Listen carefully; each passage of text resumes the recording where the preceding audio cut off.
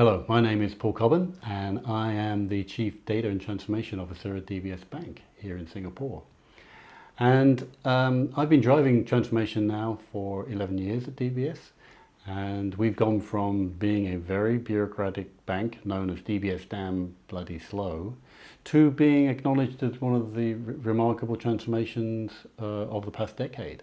And we've driven a lot of change in that 11 years, but the amount of change that we've achieved has been dwarfed by what's happened in the last few months, driven by this micro-sized virus called COVID-19.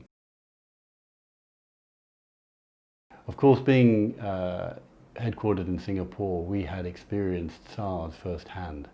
And the country and the companies in Singapore and other countries like Hong Kong had long established procedures to deal with pandemic. At some point in my career, I was actually running the BCP, Business Continuity Department, and we had drills for exactly this event. We had thermometers on standby for monitoring temperatures as people came into the building. We had masks in stock. We had pre-written checklists about how to actually adapt and how we would operate under such circumstances. We knew that how to operate split operations, etc.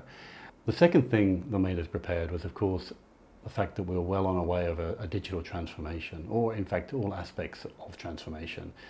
In 2019, we made that year the year of the employee.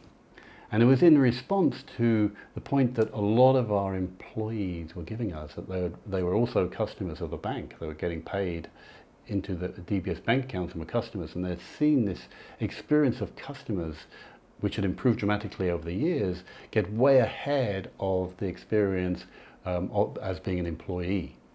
And so in response to this feedback, we spent 2019 fixing a lot of these fundamental issues and put a lot of investment in. And some of those issues are related to, say, policies and procedures. We set up something called the Kiasu Committee. And Kiasu is a local Singlish word which broadly means fear of missing out or being overly conservative, and we felt that a lot of our policies were kiasu. So we set up this kind of committee where anybody in the company could take a challenge, a policy or process, and take it to the committee, and a jury, if you like, of junior people and senior people, and it was actually chaired by our head of legal and compliance, made a judgment of whether it was kiasu or not kiasu. And if it was kiasu, the owner of the policy was obliged to change it and make it less overly conservative. And that was having a dramatic improvement amongst other things. For example, we no longer needed to do expense claims for things over a trivial amount. We didn't need to have pre-approval for travel, etc. We had made a big investment in infrastructure to enable us to work anywhere, and obviously remotely. Video conferencing. Being a bank, we have to take security very seriously, so we make sure we've got lots of controls around our laptops, etc. The third way that we were prepared was related to some work that we had done some time ago, or started some time ago, that we call internally culture by design. We had been inspired by some of typically the big tech companies who had very precisely described the culture of their company. Netflix had famously issued their freedom and responsibility document that sets out exactly what it was like to work at Netflix, and if you read it, you knew. And so we did something similar, but then we also realized that if you then think about the blockers that are preventing you being like that culture, and then you can put in experiments to overcome them, there's something quite powerful you can create to move you towards your future state culture. So about 4 years ago, I ran a session with the top 250 people at DBS, and we set out our new vision of our culture, which the tagline was, we want to be a 27,000 person startup. But more importantly, we defined exactly what that meant, very precise detail. Then I asked the top 250, what was the single biggest thing preventing them becoming like this future state culture? And surprisingly, the answer was our meeting culture. We had too many meetings, which were ineffective, people were late, there was no agendas, etc. And therefore we didn't have enough time to operate in this new kind of way. So as a result of that, we introduced a ritual which we call Meeting Mojo. Mo, from Mojo, it stands for meeting owner. So every meeting has a declared meeting owner, and the Mo has to do three things. Firstly, has to, at the beginning of the meeting, simply state the purpose of the meeting. It's quite surprising how often people are in meetings and not quite sure why they're there. At the end of the meeting, they summarize. Again, it's quite surprising how many times, in fact more often than not, when you summarize, people will say, sorry, I didn't think we meant that. And finally, the third thing, and most importantly, is Mo is responsible for making sure everybody in the meeting has equal share of voice, which is an idea we borrowed from Google. And that encourages much more diverse conversation and very rich. Mo also appoints Joe, as in Mojo.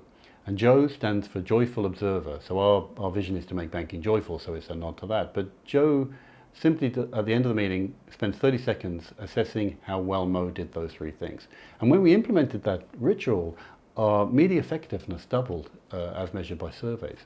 And we realized we were onto a thing that if you have this very methodical process of identifying blockers and then creating experiments to see whether they can fix them or move you towards, you could indeed create this culture by design. And it's this process when we started to apply to our new situation where everybody is working remotely and new behavioral issues were emerging, we were able to have this framework to address some of those things. As Mike Tyson famously said, everybody has a plan until you get punched in the mouth. So yeah, we had some issues. For example, when India declared their lockdown, we had 2,000 developers in Hyderabad. Not all of them had laptops, yet the India government was insisting they all work from home pretty much overnight. So there was a logistical challenge getting laptops to everybody.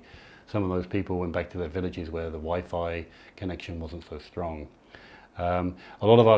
Actually, one of the benefits of this whole situation is that our customers who had obviously a mass migration to digital channels, something we'd been trying to achieve for years, but they were flushing out any non-digital pockets of our services. The vast majority of our services were digital already, but we were finding certain things we had not fully fixed, and they were flushed out. So in certain areas, we still were insisting, sometimes for regulatory reasons, wet signatures, and so we overcame those with digital solutions extremely quickly. I was thinking, how can you possibly transform a company in a conventional sense when we're dealing with this crisis? But what's actually happened is our pace of transformation has accelerated. And we're actually moving forward across our programs at what seems certainly the same speed, if not a faster speed. And we've had to adapt ourselves. So the tools of a lot of my guys is post-it notes and whiteboards. And that's one of the things that are very difficult to replicate. We have very strict security guidelines around which tools we can use on our laptops because of the security implications. So my team came up with this project which they call Project Lemonade, as in when life gives you lemons, make lemonade.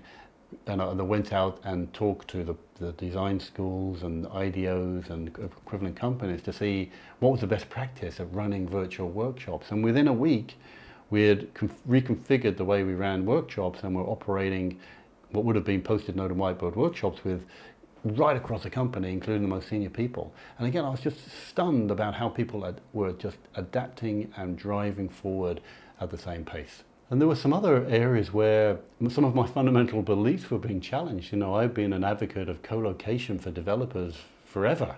How can you be more productive other than when you're all physically together?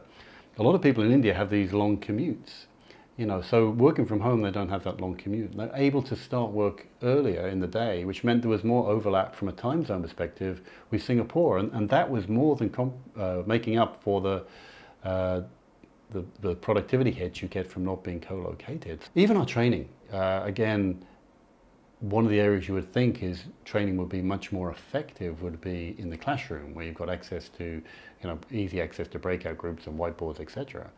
But our training team have pivoted very quickly to make 100% of our training online. And I attended a couple of weeks ago an emerging program that we've started in DBS around AWS Deep Racer. And those of you who haven't heard of that, AWS Deep Racer is available to everybody, obviously hosted by Amazon AWS.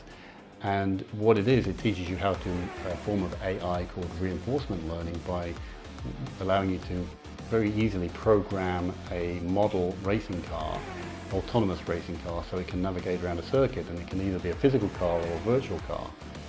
And we had decided we were going to do this, partnering with AWS across the company, so to get people familiar with the idea of getting an account on AWS and the cloud, what that felt like, as well as the fundamental concepts of AI and making it fun and being an engaging exercise where you can have leagues and competitions, etc.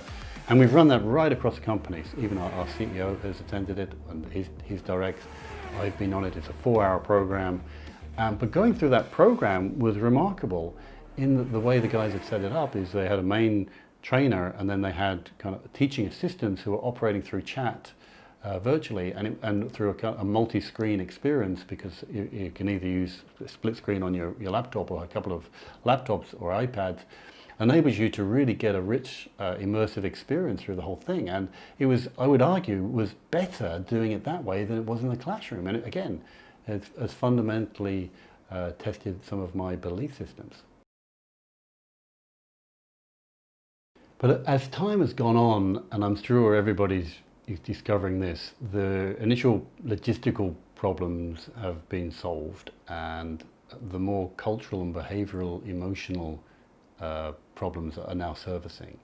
You know, the work from home experience is very different for people like me who've got grown-up kids and a quiet home life, to people who've got young children where they're having to homeschool, or people who are living on their own, who haven't got any social connection at all.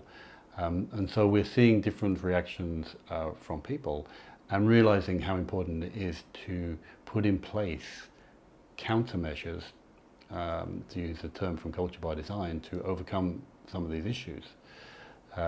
One of the things that we found, again, hear this a lot across social media, is that when you're on video conferencing meetings all day, you're just going straight from one meeting to the next at a flick of a switch.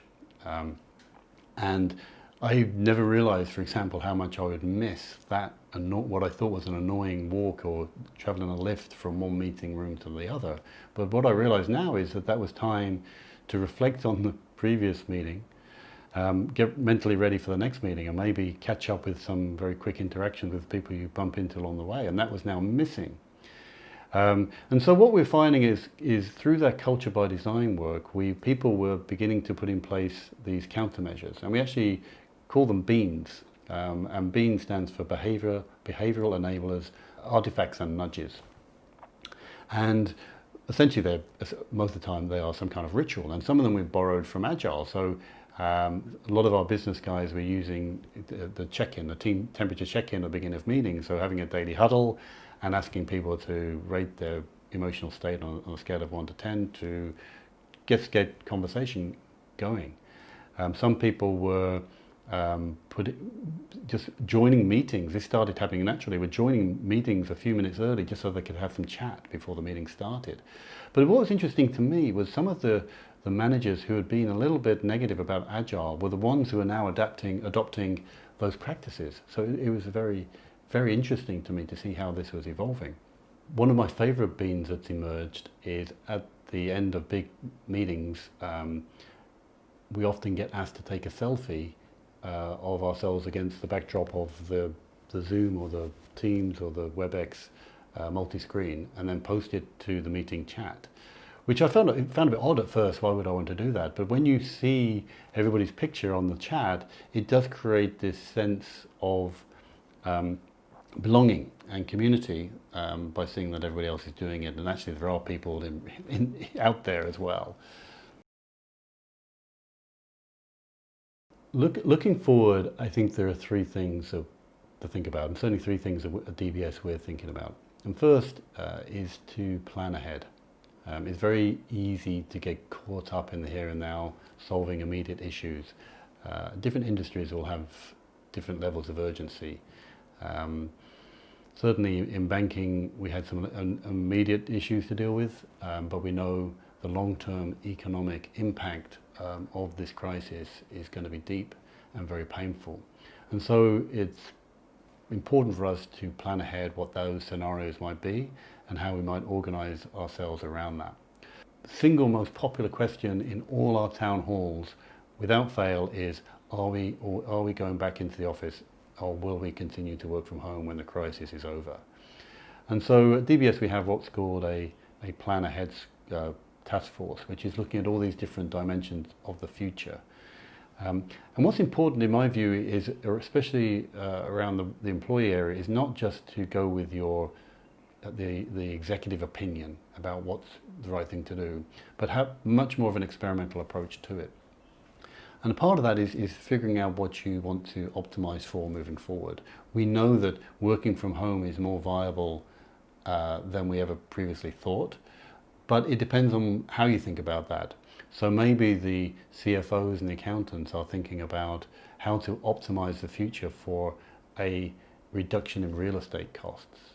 Maybe other areas of the company are thinking about how to optimize for employee engagement, to attract talent to the company, to demonstrate what a flexible and company we are when it comes to hiring talent. Maybe we can get access to global talent if we don't have to link employing somebody to a physical building anymore.